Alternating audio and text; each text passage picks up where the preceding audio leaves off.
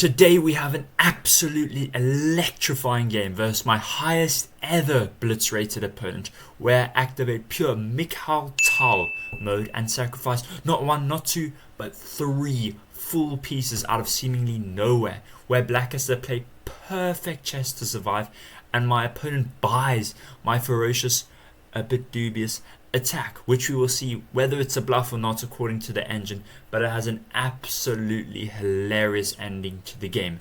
So let's get into it. So we play e4. Our opponent responds with the Caro Kann defense, very solid for black, but we get to play the fantasy variation because Caro Kann players, they don't know how to play against us. They only know pushing, taking, or knight c3. So we get the fantasy to spice things up. You need a little spice in your life.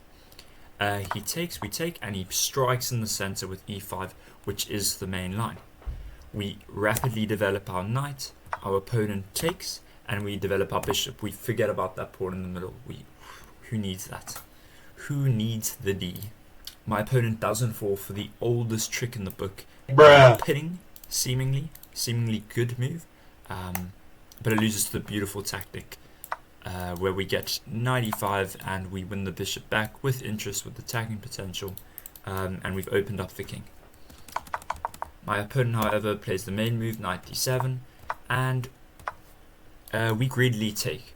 However, what white should do, it shouldn't be a greedy man like me, who was scared he was playing a 2000 opponent and didn't want to be down a pawn.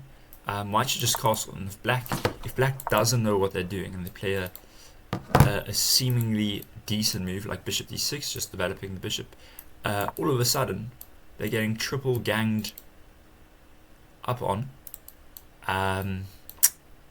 in a PG way of saying it, and f7 is all of a sudden very much exploited. You can't push. We get the fork and knight h7, and we can take anyway because we have three attackers and there was only one defender. And the bishop, the queen, everything swoops in. So back to the game.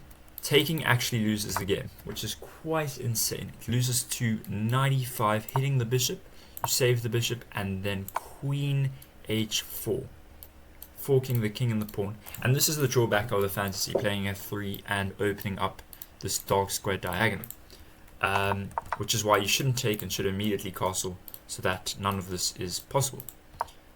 Anyways, my opponent, fortunately for him, it wasn't his finest day, played bishop c5, hitting the knight. Maybe knight f5 was better, more aggressive.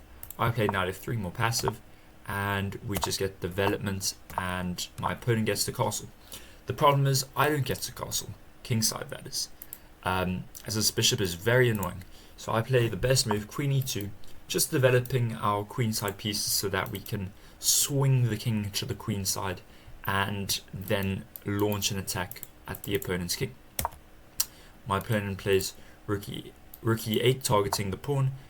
We develop the bishop, pinning the knight, so there's nothing here, and my opponent kicks my bishop out. I should have taken, but I didn't take because I was scared I wouldn't be able to castle. However, there's no worries there, as we have the lovely tactic bishop takes f7 and the fork on c4, and we win the bishop back. So there's always these sorts of bishop sacrifices on f7 in the fantasy variation. That's why I love it, it's so sharp. But now my opponent plays queen c7 and we get a long castle, but he finds the best move, queen f4, immediately sort of exploiting and attacking, hitting all our weaknesses.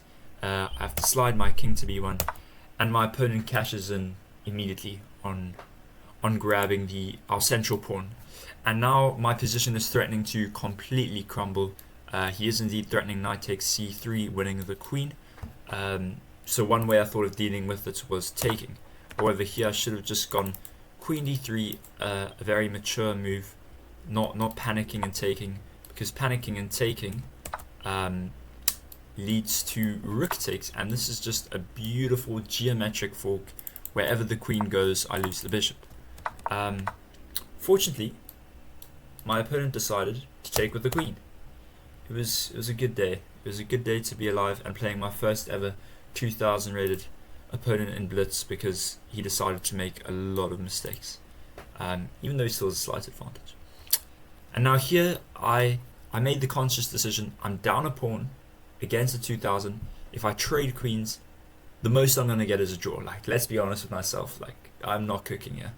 This position there's not a lot of attacking potential once the queens are traded. So I decide to activate Mikhail mode and sacrifice on f7. Now I know you can see the eval bar, and I know it says this is dog shite and this is garbage, but that's only because of one critical line in a 10 move sequence. Black has to find every single precise move, and there's only one winning move for black on most turns. So here, of course, he has to take the bishop, and now you sacrificed one piece. You're already on the down, so you might as well turn into a down E and sacrifice the knight. Now, I was just trying to find the most forcing moves to exploit the king here, because I was seeing all sorts of bringing the rook in and winning the rook, or at least getting a queen for a decent amount of pieces. Here, of course, it's a royal fork, other than the fact that the knight can be taken, and so of course he has to take, and now we have queen h5 check. Now, first critical position, what do? Do you run the king to the e-file? No, because you lose the queen. Okay, so that's not an option. King g8 does seem to be fine, but I thought I'd go rook e1 anyway, threatening to, if the queen moves, obviously I win the game. However, what you must understand is Buddy is up 6 points of material. He can afford to take my bishop, lose the queen, and get a bishop and a rook for that queen. But not only that, look how much material he's got. A rook for rook, and then 4 pieces for a queen. Which, guys, that's not great. It's not ideal. So he could have even taken there. Or else he finds the best, if he finds the best move, bishop e3, blocking all that, and good day to you. Blocking with the g pawn, you might think is a move, but it's terrible due to the fact that the king can get mated this way. You'd have to give up your queen. Else, if you run the king this way, we still have the rook e1 move, winning the queen. So you can't push with the g pawn, and the last option, which is the best move, and which is the move my op found, is blocking with the queen. Now, when I saw this move played, even though I have 35 seconds, I thought it was very dubious, because if I can deflect the king away, I can win the queen, because the queen is only protected by the king. So I thought rook check, and he's gone.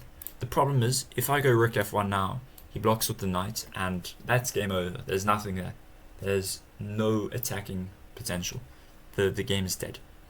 So with that in mind, if the knight's the problem, what do? We sacrifice a third piece. We get rid of that silly Billy knight.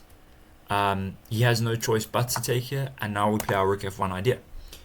And as you can see, the craziest thing is that my opponent resigned. It's crazy for 2 reasons. Firstly, he's completely winning, guaranteed that he finds a spectacular move here that you can start looking for yourself.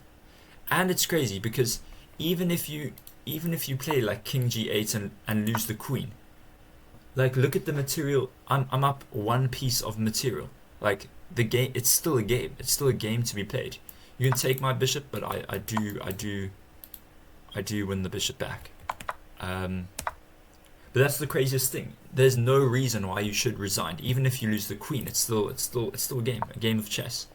But I'll give you a second here. Can you find the only winning move for black?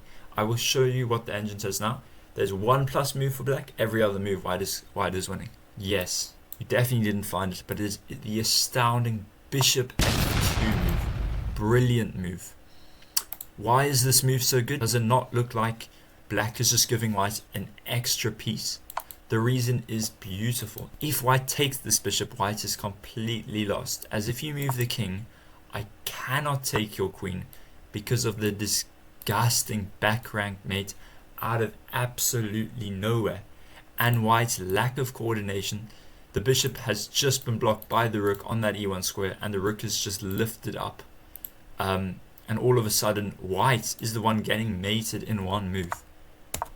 And if you cannot take the bishop, then your queen is hanging and your bishop is hanging. So if you move the queen, you're losing a bishop, you are already down 8 points on material. If you can't win the queen, you can resign, and you can't win the queen. And black cannot block with the light squared bishop, as that can simply just be taken. The queen is pinned to the king, and now he is completely lost, as you can't even block with the queen. If you move the king, we can now take, noticing that the bishop covers the vital E1 square, where the rook no longer blocks the bishop's vision. And that is all she wrote. And it's just crazy. That is my highest rated win ever, and it came for resignation, where black was completely winning. Just bought the idea that I win the queen. You can, if you run this way, you're still losing, because now you are, if you take here, we're gonna collect this bishop, and then it's a queen for a rook and a bishop. But the reason why white has such a massive advantage is due to black's king being severely out in the open. But I hope you guys enjoyed that, and I'd really appreciate if you smash that like button and subscribe to get this channel growing. That would mean a lot to me. I will see you guys in the next video. Cheerio.